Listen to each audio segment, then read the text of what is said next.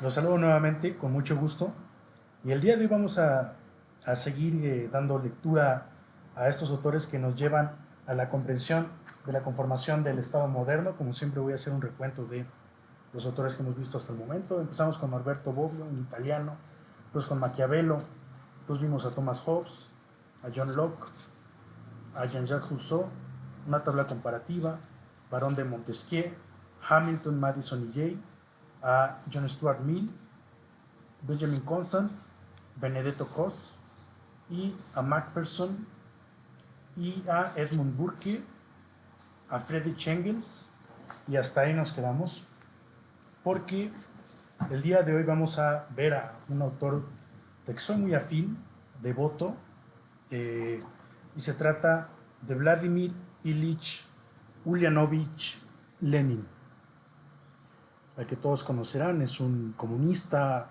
impulsor del socialismo de la Unión de Repúblicas Socialistas Soviéticas, que nació en 1870, murió en 1924, nació en Sembilsk, Rusia.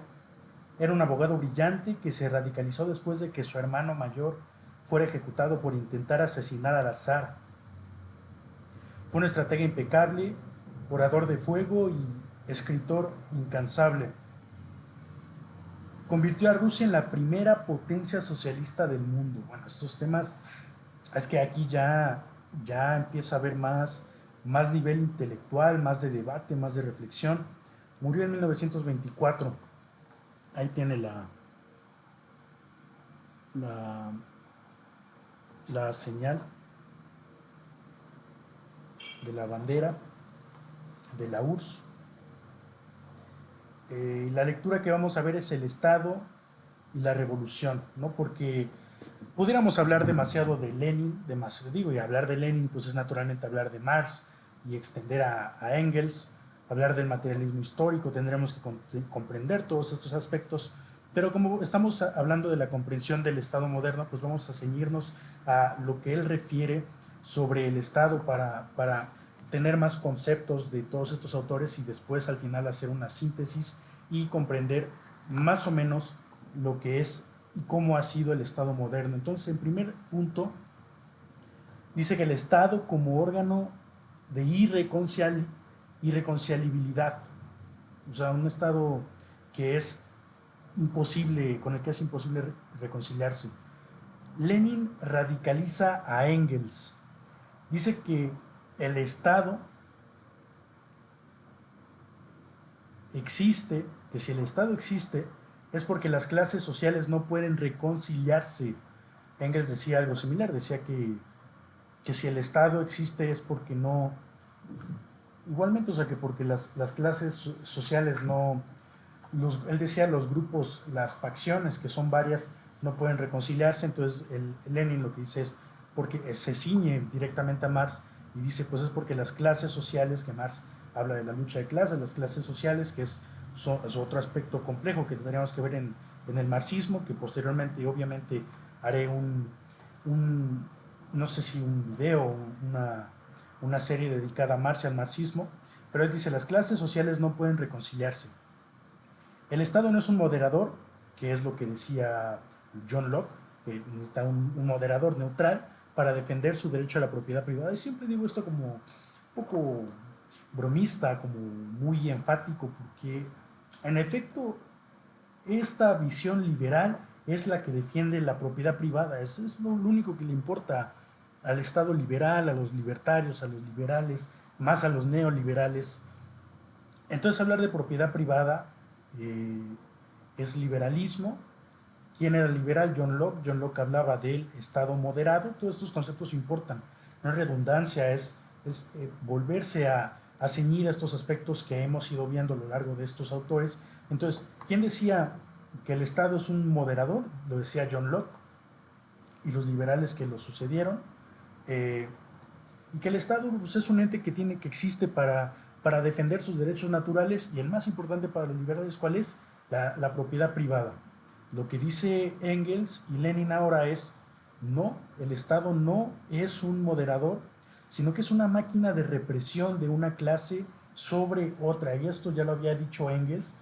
Engels decía muy puntualmente decía que siempre el Estado termina siendo el Estado de la clase más poderosa, y tiene todo el sentido, y ya lo hemos platicado el por qué, porque de facto los que tienen el control del Estado pues son los intereses fácticos, porque a falta de una agenda, y ya he puesto el caso de México, el caso de Peña Nieto, a falta de una agenda, hasta cae bien Peña Nieto, ¿no? Porque él no mandaba nada, el que mandaba era Videgaray.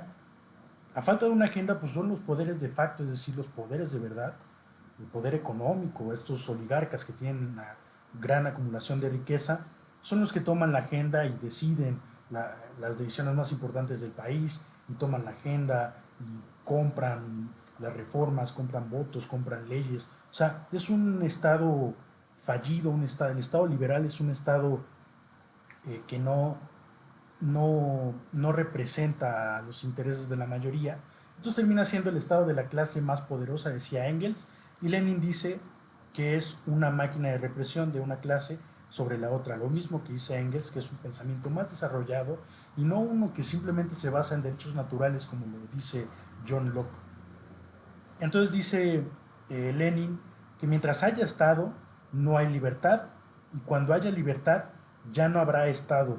Se podría pensar que, bueno, es que estos temas son realmente pues, más elaborados, no son conceptos acá, porque Lenin y Engels se remiten al materialismo histórico de Marx, y el materialismo histórico es conspicuo en tanto que nos permite comprender la realidad material. Lo material es algo que importa.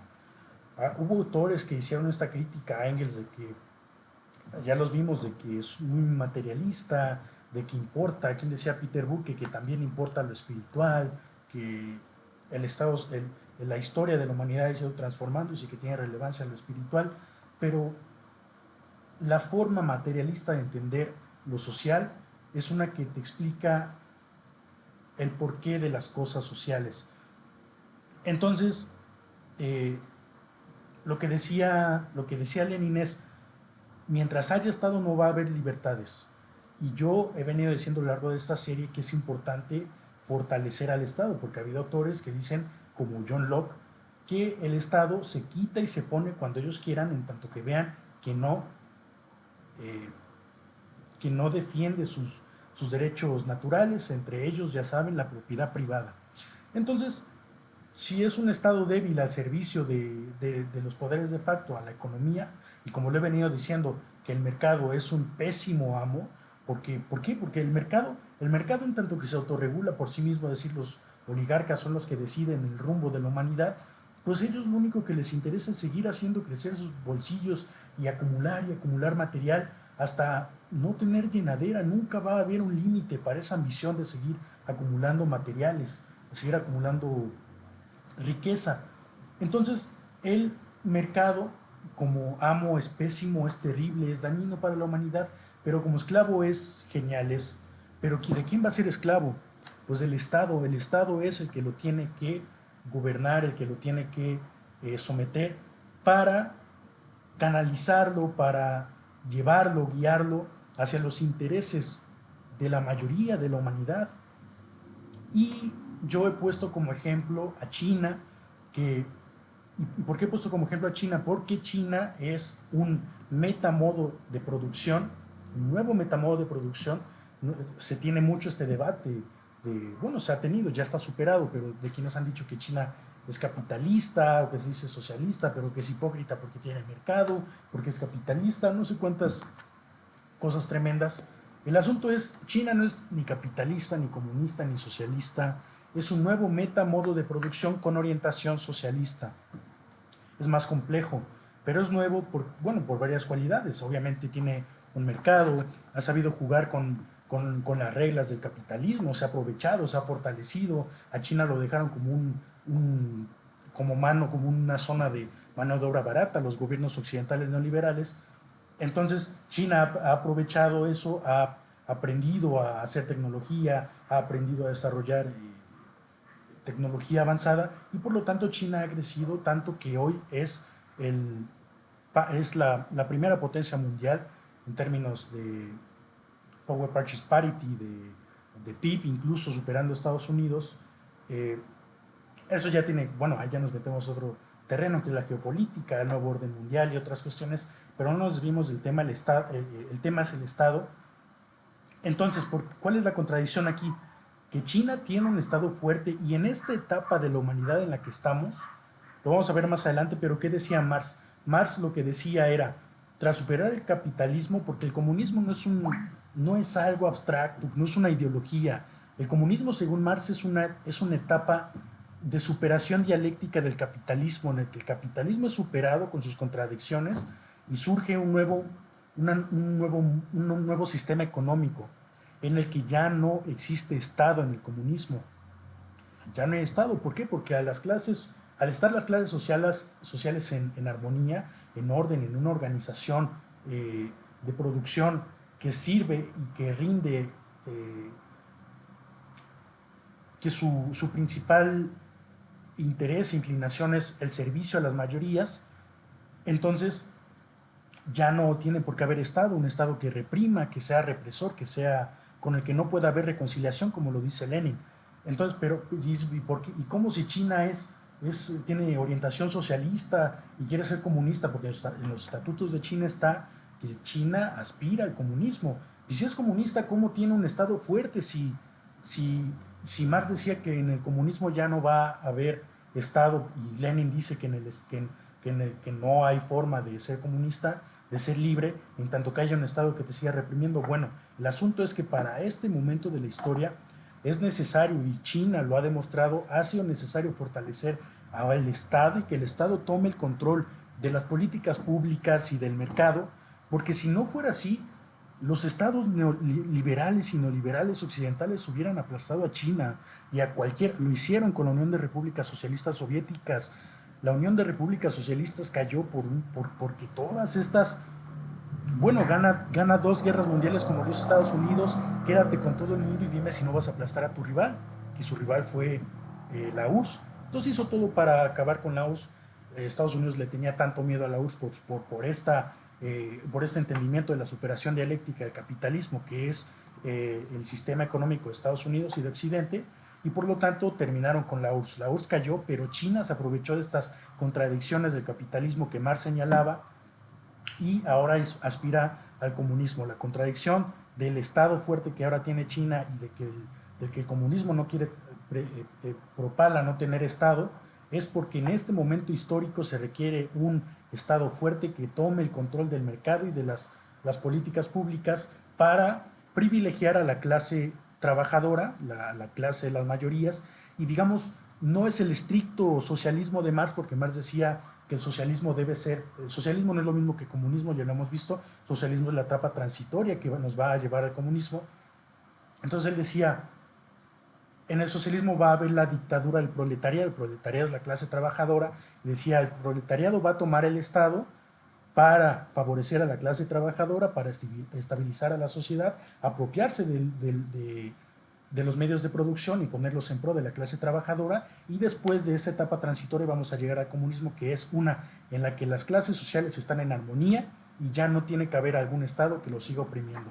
Entonces es la supuesta contradicción, pero ya como les eché todo el choro, tiene que ver con el momento histórico en el que nos encontramos, que es uno en el que el nuevo orden mundial lo protagonizan 3 potencias o 4, que son China, Rusia, Estados Unidos, y se podría meter ahí algún otro actor como India o como Irán, pero en esencia estamos en ese momento histórico en el que los sistemas económicos el sistema económico capitalista está feneciendo, el globalismo ni se diga. Entonces esta es la etapa transitoria, por eso el comunismo cobra relevancia y por eso China es un actor fundamental en esos tiempos, y por eso el siglo XXI va a ser el siglo chino, el siglo asiático, porque el capitalismo con sus contradicciones va a ser superado. Entonces, para no alargar mucho más este video, vamos a ir con el punto número 2. Dice que la necesidad de destruir la maquinaria estatal. Lenin dice que el proletariado no puede simplemente tomar el gobierno y usarlo para sus fines. Debe romper, demoler y destruir la burocracia y el ejército actual para crear algo totalmente nuevo, totalmente concordante con lo que hemos estado diciendo hasta ahora. Luego el tercer punto dice, la dictadura del proletariado, como lo que les acabo de explicar. Dice, es una fase de transición, como ya lo hemos visto. Dice, es el estado de la mayoría trabajadores reprimiendo a la minoría, antiguos explotadores, es decir, los antiguos burgueses o los dueños de los medios de producción, que eran unos cuantos y que actuaban totalmente en detrimento de la clase trabajadora mayoritaria. Y dice que es el paso necesario antes de llegar al comunismo, como bien ya lo hemos venido diciendo. Por último, el cuarto punto dice que las dos fases de la sociedad comunista, bueno, habla de la fase inferior, que es el socialismo, ya lo hemos explicado, dice, todavía hay Estado. Se rige por el lema de cada cual según su capacidad, a cada cual según su trabajo. Y la fase superior, que es el comunismo. El Estado se extingue o se marchita. El lema cambia de cada cual según su capacidad, a cada cual según su necesidad. Como lo pueden ver, hay mucho desconocimiento de lo que es el comunismo. De verdad se dice cada cosa tremenda que obviamente rebatir es fatal. Lidiar con las personas que tienen ideas tan fatales del comunismo y que en su vida han leído a Marx, pues es terrible, pero en tanto que entiendas que el comunismo es la superación dialéctica del modo de producción capitalista, no vas a caer en estas cosas burdas de que el capitalismo es cuando tienes dos vacas y te quitan una para dársela a otra. Este tipo de burradas es una sociedad donde ya no existe el Estado, porque las clases sociales están en armonía, porque los medios de producción los tiene la clase trabajadora y porque ha sido superado el modo de producción capitalista, que es la relación de la clase trabajadora explotada por los dueños de los medios de producción, que es la clase burguesa. Se quedó un poco largo este video, pero es súper importante hablar de Lenin, estas cuestiones de marxismo, de materialismo, o sea, son temas súper relevantes con los que yo he tenido devoción, inclinación por estudiar. Entonces, aquí comprendemos ya más lo que es el Estado. Sin duda Lenin, Engels nos han dado buenas aportaciones a la comprensión del Estado moderno y vamos a seguir desarrollándolo. Al final vamos a hacer una síntesis al final de esta serie. Ya no quedan demasiados, quedan como 8 autores. Nos vamos a extender un poco con Weber porque es importante conocer su posición sobre el Estado. Son como 3 lecturas de Weber. Pero bueno, el siguiente que vamos a ver es a Umberto Cerroni, un inglés importante también, que va a abonar a estas lecturas que estamos haciendo sobre la conformación del Estado, y les agradezco mucho por haber visto este video. Gracias.